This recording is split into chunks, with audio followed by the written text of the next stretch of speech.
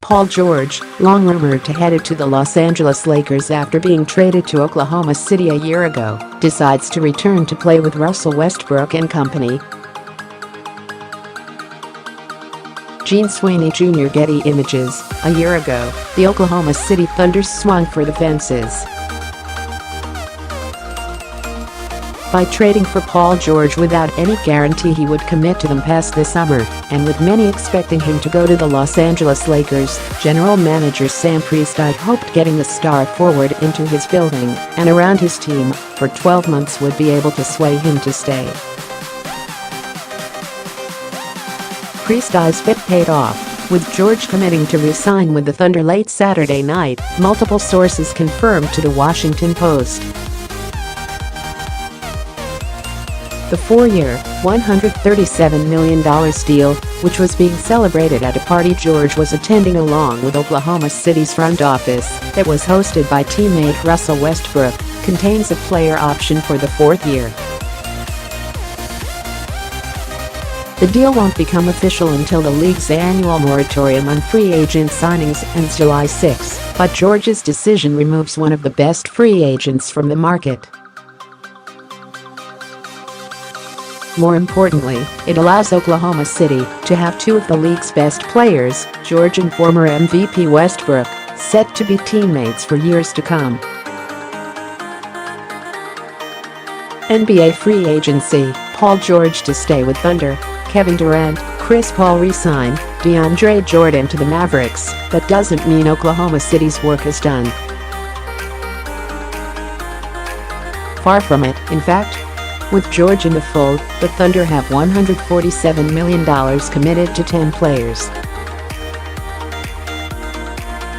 Add in Jerami Grant, who agreed to a three-year, $27 million deal, and the rights to the three players Oklahoma City landed in the second round of the NBA draft, Hamidou Diallo, Hervey and Devon Hall, and a player on a minimum contract, and the Thunder would be looking at a total payroll of about $157 million. That would be bad enough for a small market team like Oklahoma City. But considering the Thunder would be close to $35 million over the luxury tax line in that scenario, that would take Oklahoma City's combined payroll and luxury taxes up to roughly $310 million. Unless another team surpasses the Thunder this season, which is possible, given where the league's finances are going, that would easily make Oklahoma City the most expensive team in NBA history. Privately, Thunder executives have said going all the way back to the start of last season that they were prepared to spend heavily this season, if they had to.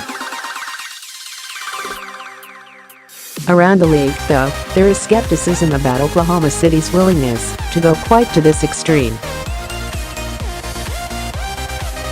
Where will DeMarcus Cousins land? And other notes on the eve of NBA free agency.